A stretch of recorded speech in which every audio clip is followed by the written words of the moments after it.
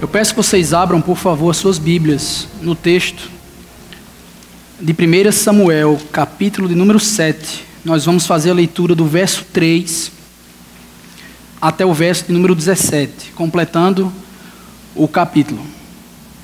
Vamos fazer a leitura, verso 3, assim diz a palavra de Deus.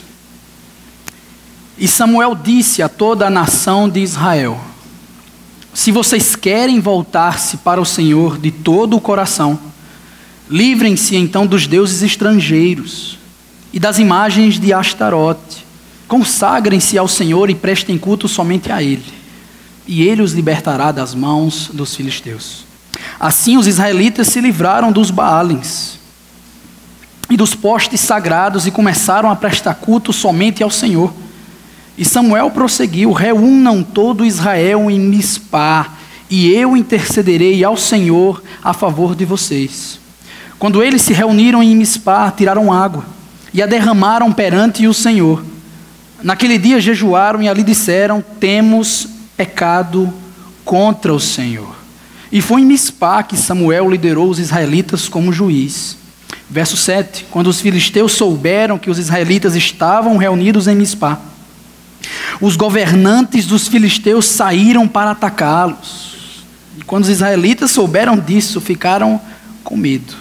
E disseram a Samuel, verso 8, não pares de clamar por nós ao Senhor, o nosso Deus, para que nos salve das mãos dos filisteus. E Samuel pegou um cordeiro ainda não desmamado e o ofereceu inteiro como holocausto ao Senhor. Ele clamou ao Senhor em favor de Israel e o Senhor lhe respondeu. Enquanto Samuel oferecia o holocausto, os filisteus se aproximaram para combater Israel. Naquele dia, porém, o Senhor trovejou com fortíssimo estrondo contra os filisteus e os colocou em pânico e foram derrotados por Israel. Os soldados de Israel saíram de Mispá e perseguiram os filisteus até um lugar abaixo de Bet-car, matando-os pelo caminho. Então Samuel, verso 18, pegou uma pedra e a ergueu entre Mispá e Sem, e deu-lhe o nome de Ebenezer, dizendo: até aqui o Senhor nos ajudou. Assim os filisteus foram dominados e não voltaram a invadir o território israelita. A mão do Senhor esteve contra os filisteus durante toda a vida de Samuel. As cidades que os filisteus haviam conquistado foram devolvidas a Israel desde Ecrom até Gate.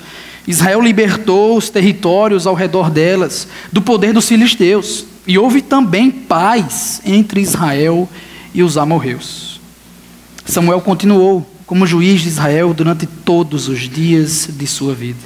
A cada ano percorria Betel, Gilgal e Mispá, decidindo as questões de Israel em todos esses lugares, mas sempre retornava a Ramá, onde ficava sua casa. Ali ele liderava Israel como juiz, e naquele lugar construiu um altar em honra ao Senhor. Pai, nós somos gratos pela Tua palavra, nós somos gratos pelo privilégio que o Senhor nos dá, ó Deus, de termos ela em nossa língua, de podermos compreender, ó Deus, estudá-la e ser dominados por ela, Pai. Muito obrigado pelo privilégio de nós estarmos juntos hoje te cultuando, nesse momento específico, importante, especial do culto.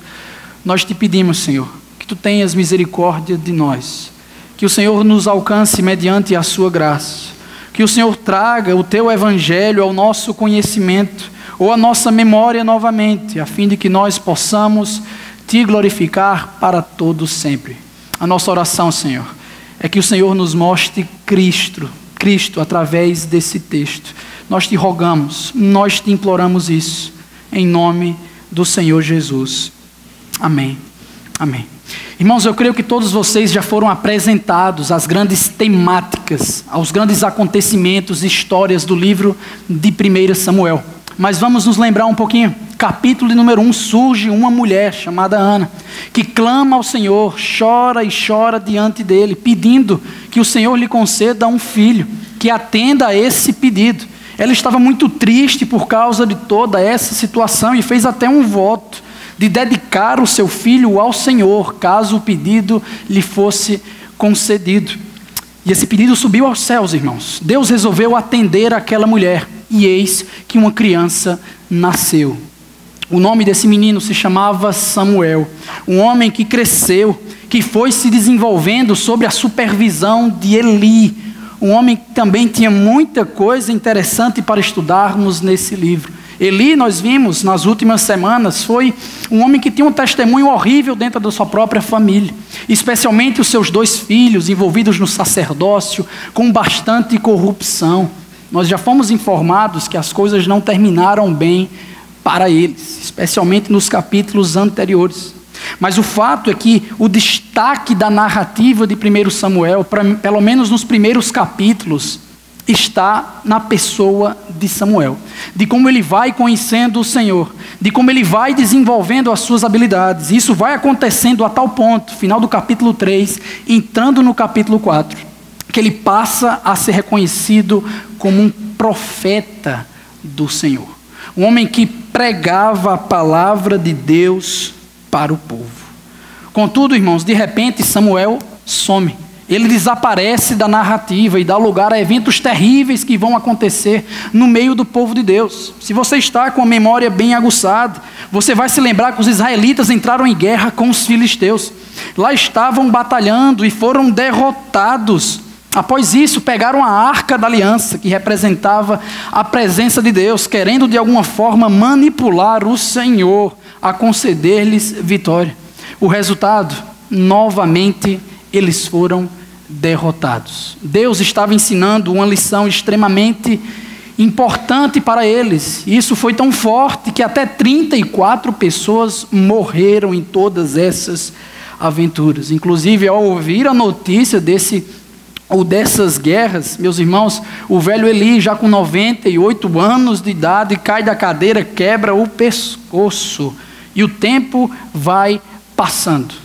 Os filisteus vão dominando. O povo de Deus com muito temor desses seus inimigos. E agora, irmãos, os filisteus têm a posse da Arca da Aliança, um objeto sagrado de muita importância para os israelitas. Contudo, Deus também haveria de ensinar lições preciosas para os filisteus. A Arca da Aliança não os vai ajudar a conquistar novos territórios. A Arca não vai ajudá-los nas suas guerras, muito pelo contrário. Na verdade, problemas e mais problemas, pessoas e mais pessoas, cidades e mais cidades são atingidas pelo poder de Yahvé, a fim de que seja um ensinamento muito claro. Até que, irmãos, depois de muito tempo, os filisteus se tocam e devolvem a Arca da Aliança para o povo de Deus. Eles devolvem aos israelitas, os quais se alegram com tudo aquilo, se regozijam no Senhor pela devolução daquele objeto sagrado. Que coisa legal, que coisa importante. Contudo, pouco tempo depois, eles já querem se livrar da arca, porque mortes continuam acontecendo. E agora vocês viram, na semana passada, que essa arca dos israelitas foi repassada para outro lugar. Especialmente, nós lemos no versículo 21 do capítulo 6, que era Kiriat Jearim, uma terra que era de posse dos gibeonitas, um pessoal aí que não era israelita, que não era do Senhor, pelo menos de maneira ética. Contudo, o capítulo 7 vai encerrar mostrando que o povo de Deus foi abençoado com isso.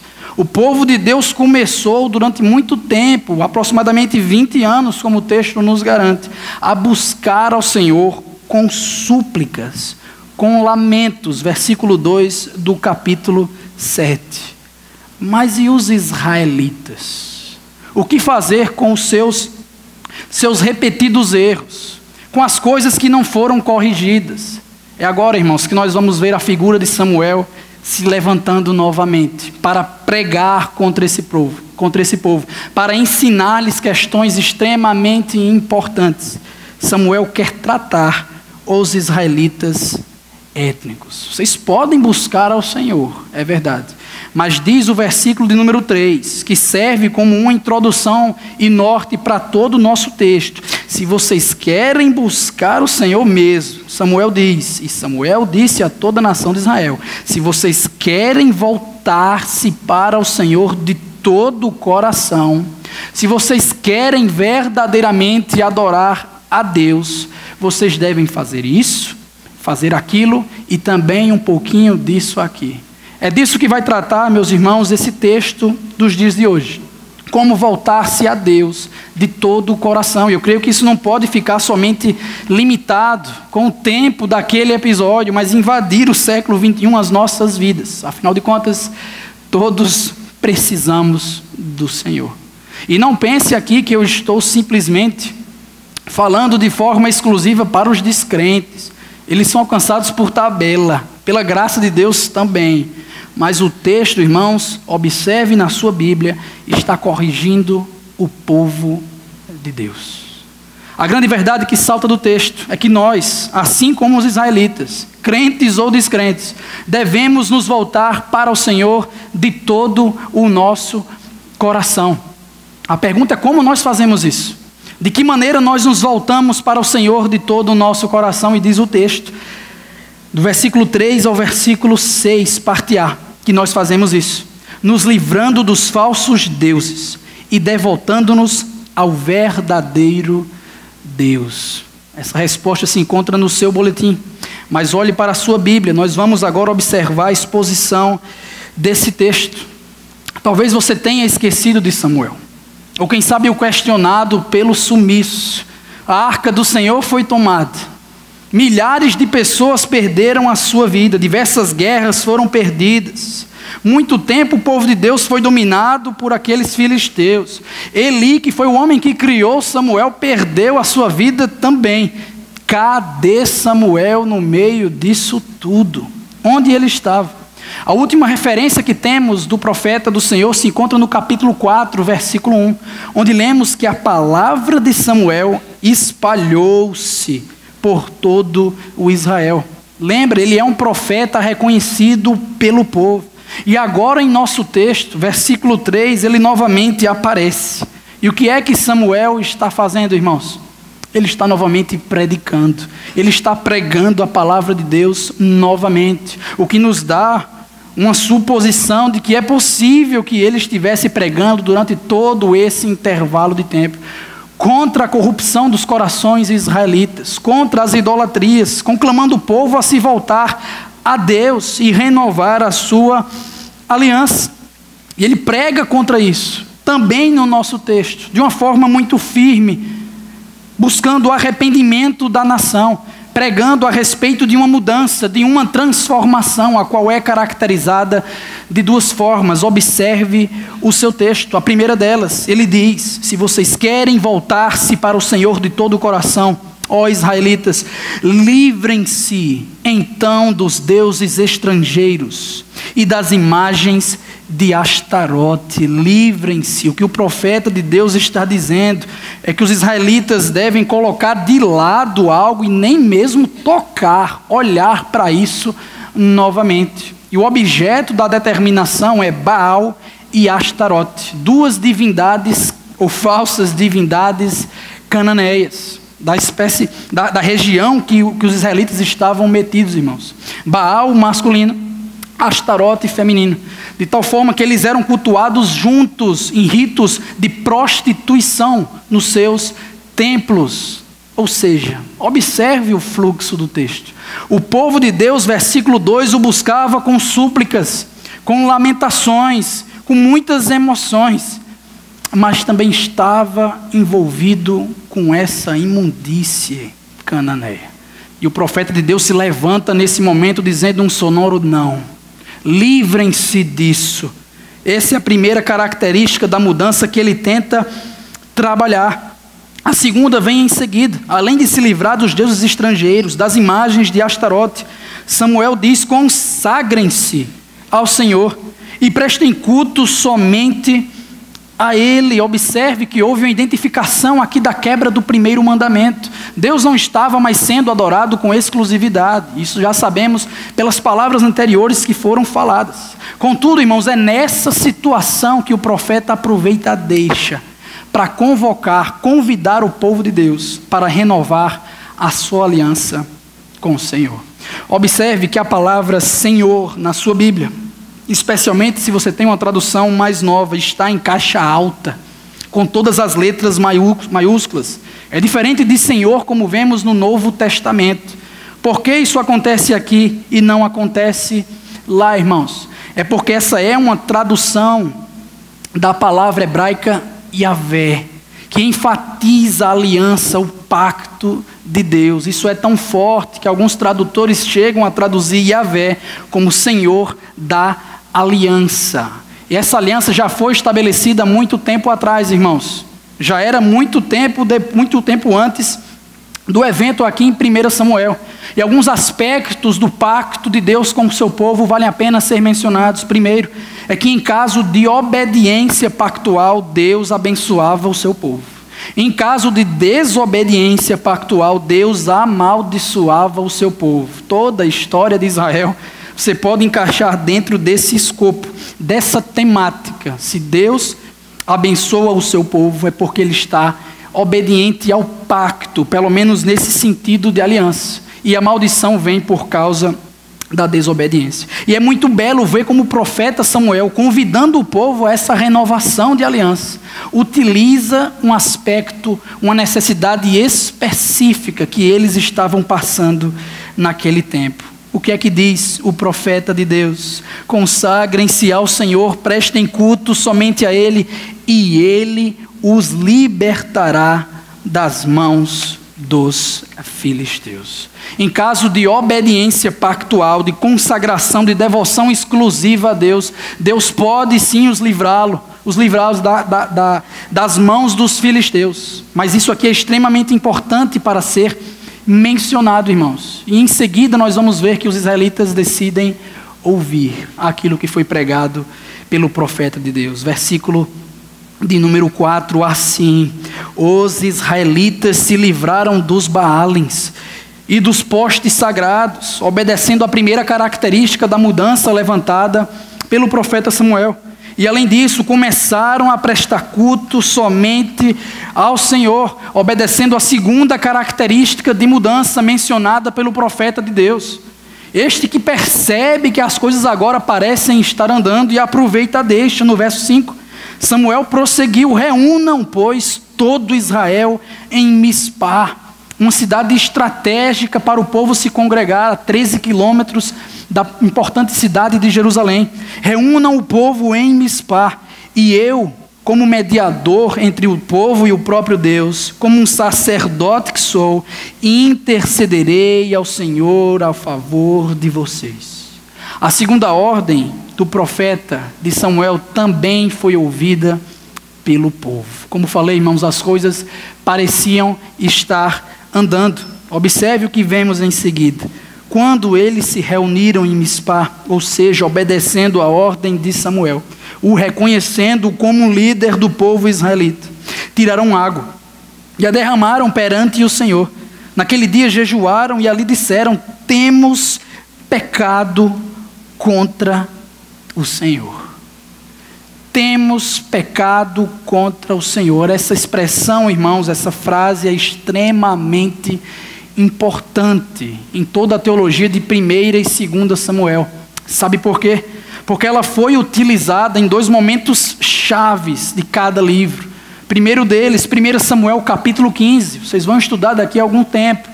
O primeiro rei de Israel, Saul, confessa, ou supostamente confessa o seu pecado diante de Yahvé. Ele diz: tenho pecado contra o Senhor.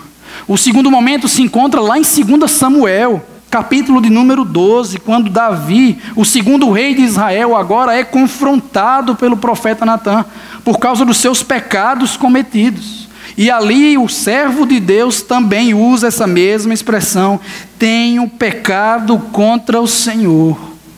Nós já sabemos o final dessas duas histórias. Deus aceita uma confissão e Deus rejeita outra confissão. A pergunta é: por que Deus fez isso? É claro que se olharmos para a parte somente de Deus, vamos encontrar a sua graça, o seu poder soberano.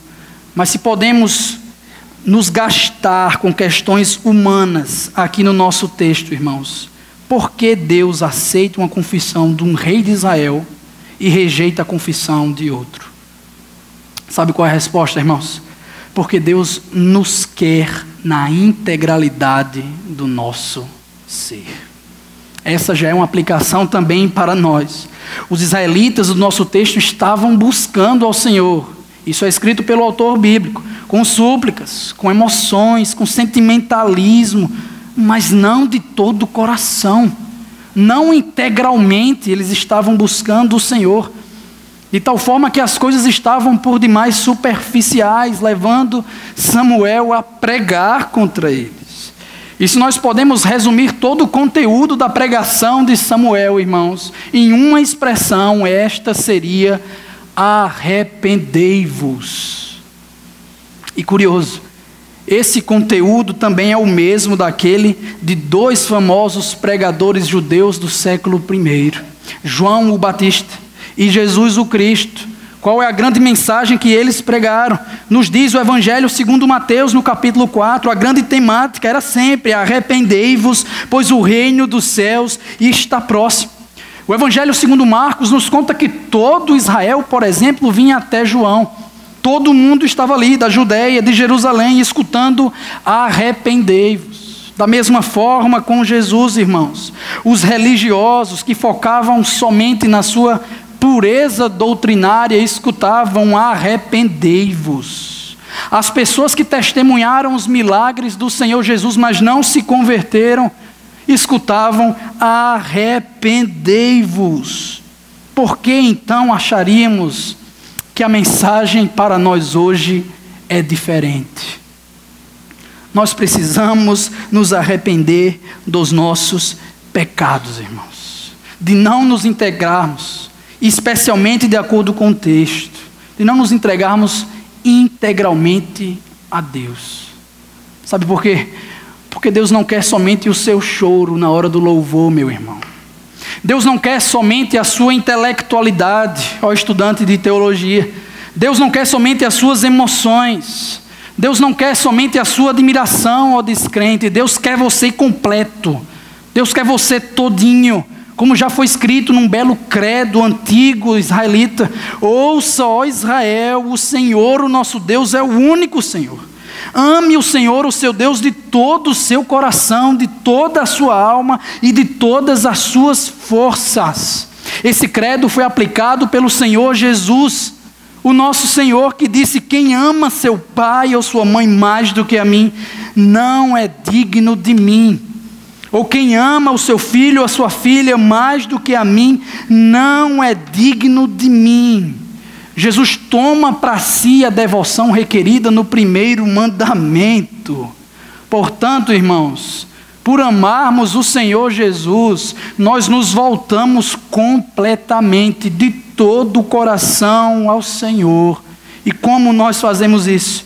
Obedecendo às mesmas características de mudança que o profeta de Deus nos apresenta. Em primeiro lugar, nós precisamos nos livrar dos falsos deuses que permeiam a nossa vida. É por isso que eu digo que devemos expulsar os ídolos do nosso coração. Seja você um crente, seja você um descrente, você precisa tirar a sua família do primeiro lugar, se esse for o caso. Você precisa tirar o seu trabalho, o seu dinheiro, a sua satisfação, o seu desejo de ser agradado, a sua igreja, o seu pastor, se esse for o caso, porque Deus não divide a sua glória com ninguém. Portanto, expulse os ídolos do seu coração. E em segundo momento, coloque o Senhor da aliança no lugar que lhe é devido. Ele é Deus das nossas vidas. Ele é o dono do nosso coração. Por isso precisamos nos consagrar a Ele, prestando culto exclusivamente a Deus. Pois foi Ele que disse: não terás outros deuses além de mim. Deus nos quer, irmãos, na integralidade do nosso ser. Dessa forma, olhando para o que é correto, olhando para o verdadeiro Deus e escutando o que Ele nos tem a dizer.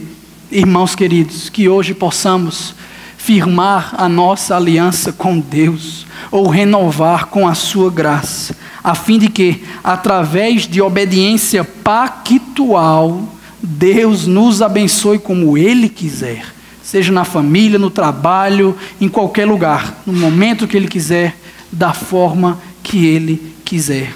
Adore somente o Senhor, o teu Deus. Em segundo lugar, nós vemos a resposta do verso 6, parte B, até o versículo de número 12. Nós nos voltamos integralmente, de todo o coração ao Senhor, confiando na intervenção poderosa do nosso Salvador.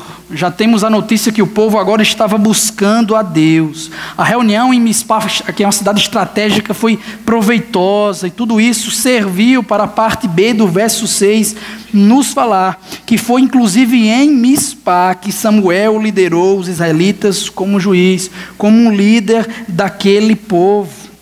Ele foi um juiz. Ele foi um profeta já mencionado. Ele serviu como um sacerdote aqui de mediação entre o povo e Deus, prefigurando os grandes ofícios que Cristo iria cumprir com excelência no Novo Testamento. E estava tudo muito bem nesse momento. O povo estava se ajeitando na presença de Deus, irmãos. Contudo, as más notícias vão chegar. É o que diz o versículo de número 7. Quando os filisteus souberam que os israelitas estavam reunidos em Mispa, os governantes dos filisteus saíram para atacá-los. E aqui diz um comentarista que no antigo Oriente Próximo, aquela região onde o povo de Deus estava metido, era comum realizar certos rituais antes de uma ação militar. Continua ele, uma das maneiras de espiões ou informantes confirmarem a iminência de uma ação militar era quando ocorriam reuniões suspeitas para a realização de rituais que não tinham nenhuma relação com as festas conhecidas. Portanto, o que é que está acontecendo no texto? Muito provavelmente os filisteus tinham espiões observando o povo de Deus. E de repente esse povo todinho se agrupa, se ajunta no lugar só. Parece estar numa renovação espiritual, parece estar combinando alguma coisa importante. E como eles não têm acesso ao conteúdo do agrupamento dos israelitas, certamente, de acordo com o contexto, devem ter pensado que os israelitas estavam se preparando para atacá-los, consultando ao Senhor, o seu Deus. E aqui, irmãos, nós olhamos para o histórico. O povo de Deus, pelo menos recentemente, estava perdendo por 2-0 para os israelitas. Foram 2 guerras massacrantes, com milhares de mortes. E naturalmente, nós lemos em seguida, o que nós lemos em seguida faz sentido. Quando os filisteus estavam se preparando para vir, o texto nos diz, quando os israelitas souberam disso, eles ficaram com medo. Lá vem aqueles filisteus com seus carros, com seus cavalos, com todo o seu poderio militar, com o seu histórico de vitória sobre nós. O que nós faremos? Essa provavelmente foi a mesma atitude no capítulo 4, quando a primeira guerra também aconteceu no meio do povo de Deus. Só que ali, lembre-se, eles buscaram a arca do Senhor, a fim de manipular a Deus, a conceder-lhes vitória. Dessa vez, irmãos, eles parecem ter aprendido a lição. Observe o que o texto vai nos dizer. Eles buscaram ao Senhor e não a arca do Senhor. E disseram a Samuel, diz a palavra, não pares de clamar por nós ao Senhor, Samuel, o nosso Deus, o Deus da aliança, para que nos salve das mãos dos filisteus. E foi exatamente isso que o profeta, que o juiz, que o sacerdote de Israel fez, irmãos. O verso seguinte nos diz que então Samuel aproveitou o momento, pegou um cordeiro ainda não desmamado, com um ano de idade mais ou menos, a carne ainda bem fresca, e ofereceu como um sacrifício, como um holocausto de purificação ao Senhor. Ele clamou ao Senhor em favor de Israel. Tem misericórdia de nós, Senhor. Luta por nós, ó Yahvé. E o texto nos diz, irmãos, que dessa vez o Senhor lhe respondeu. Vamos fazer uma rápida recapitulação do que está acontecendo aqui, tá certo? O povo de Deus o estava buscando com súplicas, com sentimentalismo, com lamentações, mas estava envolvido com coisa ruim. De repente pregaram contra isso, eles se livraram dos seus falsos deuses, devotaram-se ao Senhor exclusivamente, o obedecendo, e agora, por meio do sacrifício de Samuel, eles estão buscando a purificação. Agora sim, irmãos, após a obediência pactual, a bênção chegará. A bênção específica que eles estavam esperando. É isso que o texto vai nos comunicar. Versículo seguinte nos mostra que enquanto Samuel oferecia o holocausto, verso 10, os filisteus se aproximaram para combater Israel. Lá vieram aqueles inimigos do povo de Deus com sua superioridade bélica, com seus muitos carros, seus muitos cavalos, com seu histórico. Vieram os filisteus com tudo. Naquele dia, porém, o Senhor trovejou com fortíssimo estrondo contra os filisteus e os colocou em pânico, em confusão, e foram derrotados por Israel. E os soldados de Israel saíram de Mispá e perseguiram, saíram varrendo os filisteus daquela terra, inclusive até um lugar abaixo de Bet-cá, numa extremidade muito longe, matando-os pelo caminho. Irmãos, o que é que está acontecendo nesse texto? O que está de fato acontecendo aqui é que Deus interviu, é que um poderoso Salvador interviu na história dos israelitas. Isso foi fantástico. Talvez não tão fantástico como o que aconteceu no Egito, talvez não tão fantástico como o que aconteceu no Mar Vermelho ou na própria conquista de Canaã, mas o povo de Deus não podia se esquecer daquilo que foi feito. Foi uma intervenção poderosa do Salvador, que os livrou das mãos dos filisteus, e é por isso que no versículo seguinte, irmãos, nós lemos as palavras belas do autor desse livro. Então Samuel pegou uma pedra e a ergueu entre Mispá e Sem, e deu-lhe o nome de Ebenezer, dizendo: até aqui o Senhor nos ajudou. A palavra Ebenezer significa literalmente pedra de ajuda. Pedra de ajuda, um monumento que foi levantado para que os israelitas se lembrassem daquilo que Yahvé fez por eles, continuamente até aquele momento, e deveriam olhar para aquilo, observando, pelo menos de relance, o futuro, tendo a certeza que Yahvé continuaria a cuidar deles, pois o Deus que proveu para Abraão é o mesmo Deus que libertou o povo do Egito, que é o mesmo Deus que preservou os israelitas no deserto, que é o mesmo Deus que os ajudou nas conquistas, especialmente de Canaã. E esse é o mesmo Deus também que ajudou os israelitas das mãos dos filisteus. Até aqui o Senhor nos ajudou. De lá até aqui Yahvé tem nos ajudado. Ele não abandona o seu povo. Nós não podemos nos esquecer disso. A pergunta é: você tem se esquecido disso? Você tem se esquecido de que até aqui o Senhor tem lhe ajudado? E de que depois daqui também vai lhe ajudar pelo seu fantástico histórico de cuidado do seu povo?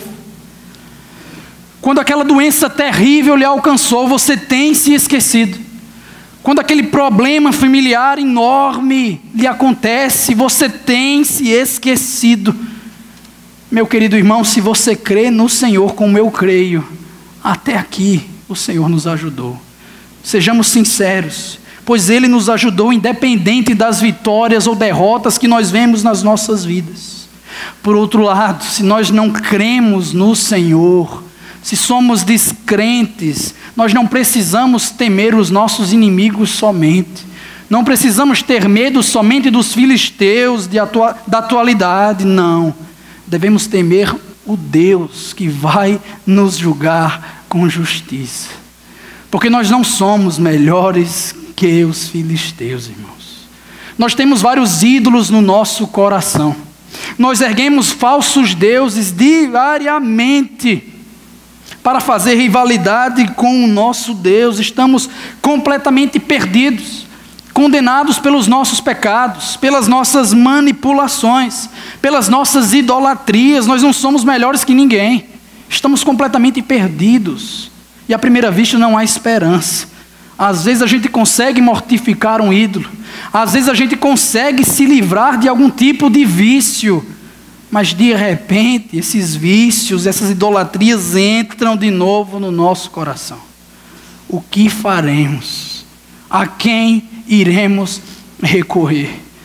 Queridos, devemos olhar para o fim do túnel, pois lá está aquela luz preciosa, brilhante, que nos apresenta o nosso resgate, porque Yahvé decidiu intervir no mundo de maneira plena, perfeita, enviando o seu único filho para morrer em nosso lugar. Foi na cruz do Calvário, irmãos, que Deus trovejou a sua ira sobre Jesus Cristo, a fim de que eu e você pudéssemos vencer eternamente os maiores inimigos que nós temos: o mundo, a carne, o diabo. É porque Cristo morreu por nós que nós nos ficamos livres da escuridão para sempre. E por causa dessa intervenção poderosa do nosso Salvador, porque Deus veio ao mundo na pessoa do Senhor Jesus Cristo, nós, humildemente e com gratidão, erguemos um monumento perpétuo no nosso coração. Ebenezer, até aqui nos ajudou o Senhor, porque Deus nos ajudou por meio de Cristo. Não somente a pedra de tropeço para alguns ou a pedra angular, mas a nossa pedra de ajuda. Louvamos e adoramos o nome dele por causa disso. Afinal de contas, se nós não fomos abandonados no maior dos conflitos, irmãos, na maior das guerras, nós não vamos também ser abandonados nas dificuldades que passamos dia após dia. Sabe por quê? Porque desespero nunca é um problema quando nós descansamos no Onipotente. Jamais é um problema quando descansamos no Senhor. Nós podemos confiar na sua intervenção poderosa nas nossas vidas. Do Senhor Jesus Cristo, nosso grande sumo sacerdote, que ouve os nossos clamores, que ora em nosso favor. Irmãos, Jesus orou por mim, Jesus orou por você que está sentado aí em João capítulo 17. E como diz um belo texto de um comentarista, eis o segredo da firmeza: nós dependemos das orações de outro, da mediação de outro, as quais são sempre eficazes. Nada é tão comovente como saber que eu sou um alvo das orações intercessoras de Jesus. Jesus orou por nós, irmãos, e essa oração vem sido respondida, atendida até os dias de hoje. Deus tem nos amado, Deus tem nos cuidado, e nós devemos louvar o seu nome por tudo isso. Em último lugar, do verso 13 até o verso 17, nós devemos nos voltar integralmente ao Senhor, esperando a plena shalom de Deus. E eu vou explicar o porquê dessa palavra. O fato é que a intervenção do poderoso Salvador foi tão grande que os israelitas agora desfrutaram de um tempo, irmãos, de harmonia, de uma prévia da eternidade em seu meio.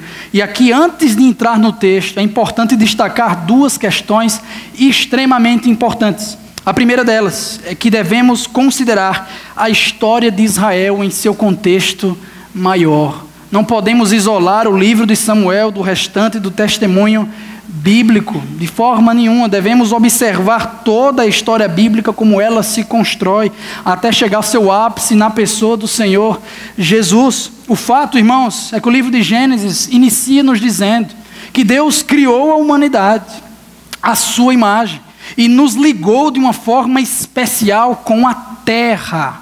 Isso aqui é muito importante. A palavra hebraica para a humanidade é Adam, enquanto para a terra é Adamá.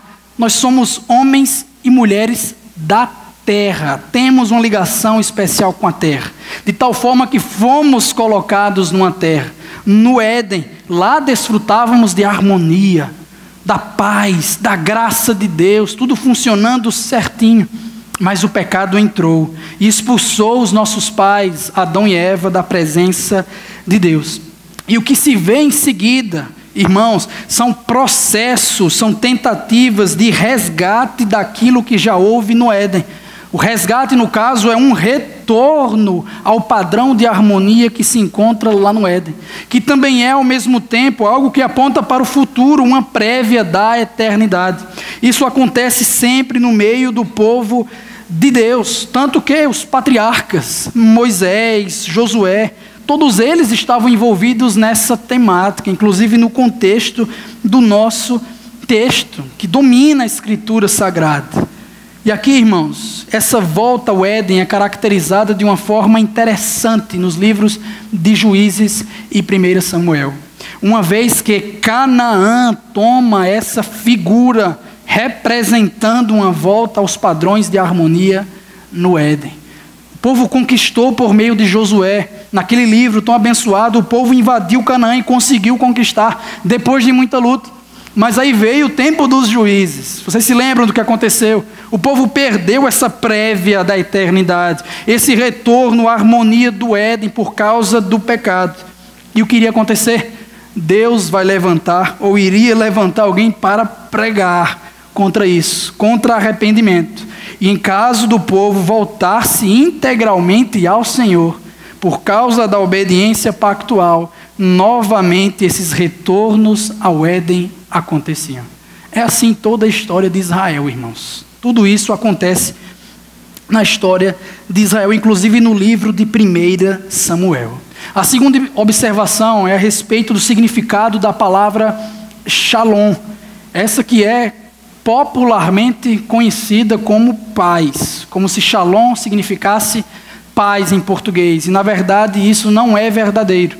Shalom tem ligação com paz, mas shalom é muito mais do que paz. Já disse um professor querido que shalom na verdade expressa um sentido maior, como se tudo estivesse em seu devido lugar, como se tudo estivesse em harmonia, como se tudo estivesse funcionando perfeitamente como deveria. Era assim no Éden, irmãos. Será assim na eternidade. E como nós vamos ver aqui no texto, essas prévias da harmonia do Éden são nada menos do que prévias do shalom pleno, daquilo que nós encontraremos na eternidade. Afinal de contas, quais são as características dessas prévias? Menos pecados, mais devoção, consagração a Deus. Quando o povo de Deus se livra dos seus ídolos, como o povo renova a sua aliança com o Senhor, e quando há paz entre a humanidade, nós podemos dizer que é uma prévia da eternidade, que é uma prévia do shalom pleno, que é um retorno ao padrão do Éden, ou, em palavras mais conhecidas, um avivamento. É isso que aconteceu nesse texto. Observe agora a partir do versículo de número 13. Por causa da intervenção do Salvador, por causa da renovação pactual que aconteceu, por causa da graça de Deus, o povo vivenciou um avivamento. Assim, diz o escritor, os filisteus foram dominados e não voltaram a invadir o território israelita. A mão do Senhor esteve contra os filisteus durante toda a vida de Samuel. Não é que não houve conflito. Nós vamos ver no capítulo 13 que os filisteus voltaram a trazer problema para o povo de Deus. Mas a mão do Senhor esteve contra eles durante todo esse tempo. O povo tinha segurança no Senhor de que nada iria acontecer. Em seguida, nós lemos que as cidades que os filisteus haviam conquistado foram devolvidas a Israel, desde Ecrom até Gate, do poder. Israel libertou os israelitas, Israel libertou os territórios ao redor delas do poder dos filisteus. E além disso, também houve paz entre Israel e os amorreus. Aqui eu faço uso de um comentarista novamente. Ele diz que a terra prometida, Canaã, que foi certa vez lentamente perdida durante gerações de impiedade e esquecimento, foi recuperada quando Samuel, como um líder do povo de Deus, pregou a sua palavra e administrou corretamente a sua lei. Irmãos, observe, os problemas com os filisteus estavam sob controle agora.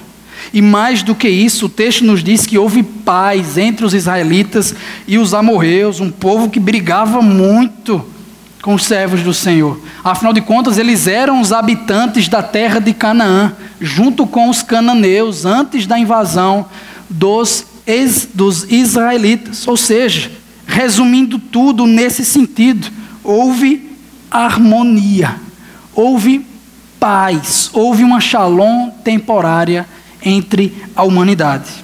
E aqui os últimos versos descrevem a atividade de Samuel. Versículo 15 ao verso 17 nos dizem que Samuel continuou como juiz de Israel durante todos os dias da sua vida.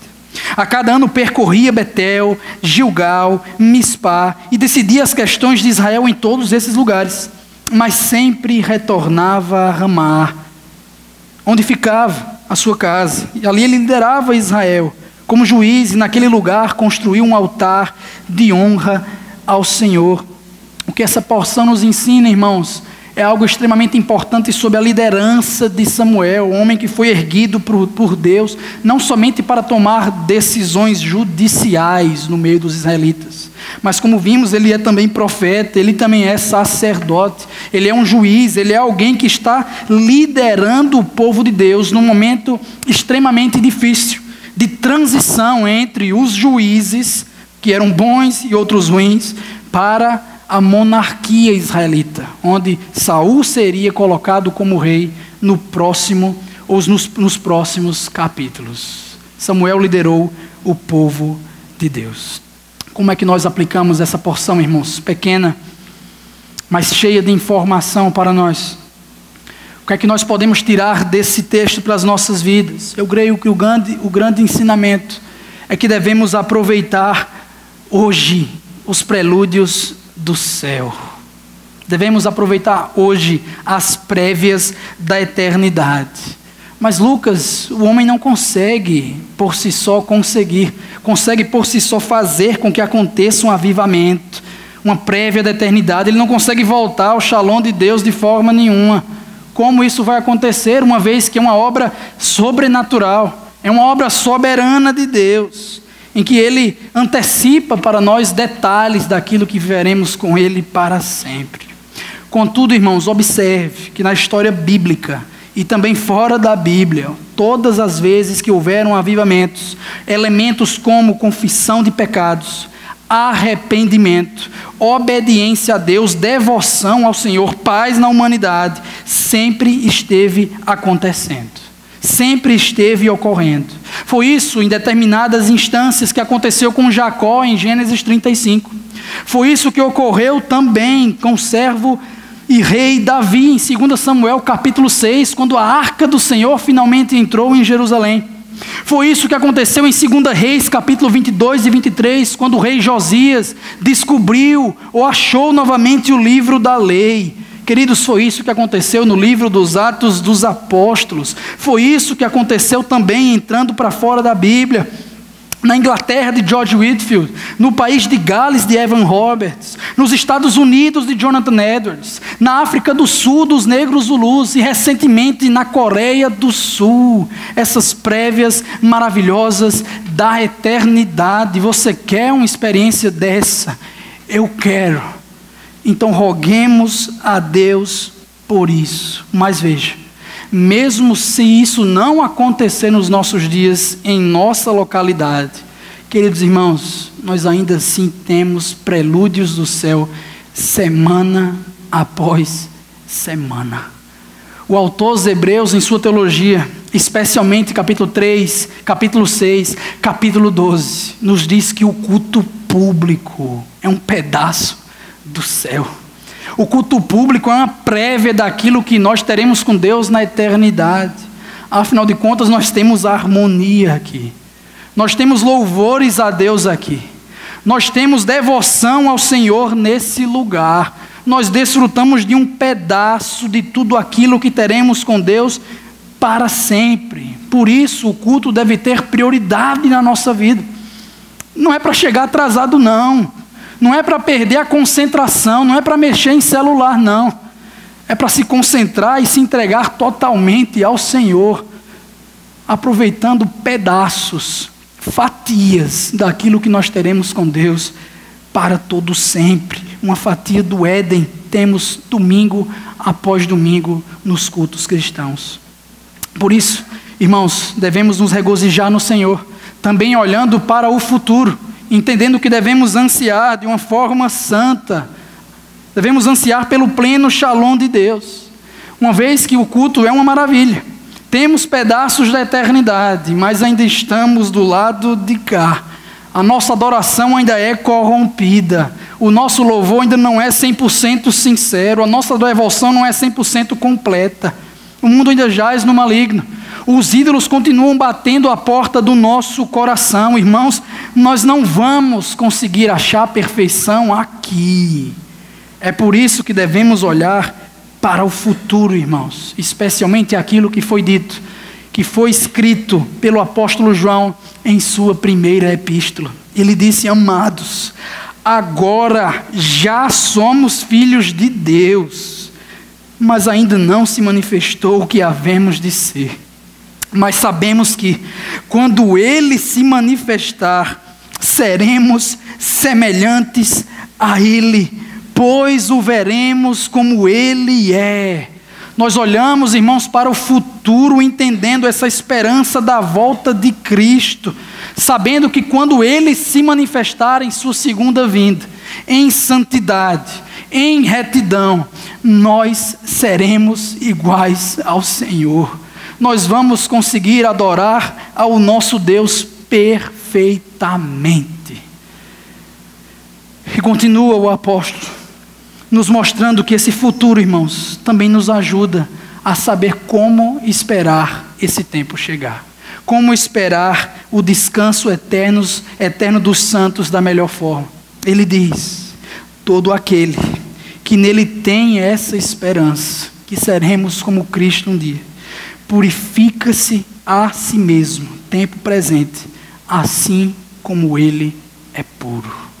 Nós olhamos para o futuro, nós vemos a perfeição de Cristo, que vai ser a nossa perfeição em santidade, e por causa disso, dia após dia, nós nos purificamos, nós nos voltamos de todo o nosso coração ao Senhor, irmãos. Termine esta noite, o final desta tarde, olhando para Cristo, olhando para o nosso sumo sacerdote, aquele mediador perfeito que existe entre Deus e os homens, Cristo Jesus, homem. Ele que não é a arca da aliança, mas que tem a presença de Deus perfeita nele. O grande juiz do universo, o grande rei da glória, o grande profeta de Deus, o cabeça da igreja, o verdadeiro israelita, o cordeiro perfeito que foi sacrificado em nosso lugar. A raiz de Davi, o guerreiro de Deus, irmãos. Cristo Jesus é a nossa pedra de ajuda, e é através dele, e somente dele, que nós podemos voltar o nosso coração totalmente ao Senhor. Afinal de contas, existem vários caminhos para o mundo, mas há somente um único caminho de volta para o Éden, e esse é Jesus. Deus, nós te louvamos, Pai. Nós te agradecemos porque o Senhor interviu na história. O Senhor veio nos buscar. O Senhor teve misericórdia de nós. O Senhor não olhou para os nossos pecados, mas enviou o teu Filho Jesus para que nós pudéssemos, ó Deus, desfrutar de eternidade contigo, com harmonia plena. Ó Deus, sem pecados, sem choros, sem guerras, sem ídolos no coração. Nós te louvamos por isso, Senhor. Nós te louvamos porque por meio do teu Filho, ó Deus, nós conseguimos te agradar perfeitamente, algo que nunca conseguiríamos por nossa própria conta. Muito obrigado, Senhor, porque em ti nós podemos ter a certeza da vida eterna, porque em ti nós podemos esperar por aquele grande dia, onde o teu Filho virá em glória, dentre as nuvens, para nos chamar, para nos levar de volta ao padrão de harmonia perfeito, ao teu lado, Senhor, glorificando o teu nome. Senhor querido, nós te pedimos, ó Pai, um avivamento. Nós te pedimos, Senhor, que haja deleite nos nossos corações. Te rogamos, te imploramos que o Senhor haja sobrenaturalmente, ó Pai, de maneira soberana no nosso tempo, na nossa cidade, na nossa igreja, nos nossos corações, para que nós te adoremos em espírito e em verdade, para que nós desfrutemos da tua presença com gozo, com muita alegria, Senhor, pois é um privilégio ser teu filho, é um privilégio passar o resto, ó Deus, dos nossos dias contigo. Te pedimos que o Senhor nos dê responsabilidade também, todos os domingos, ó Pai, para cultuar, para chegar cedo, Senhor Jesus, para colocar compromisso, ó Pai, na nossa agenda, não simplesmente porque é algo, um compromisso religioso, porque é algo, ó Deus, superficial, mas porque aqui nós temos um encontro com a Tua Majestade, porque aqui nós temos um encontro, Senhor, contigo, ainda que em prévia, mas que nos deixa com um gostinho de querendo mais. Muito obrigado por isso, Senhor. Nós te louvamos, nós te adoramos, no nome de Jesus. Amém.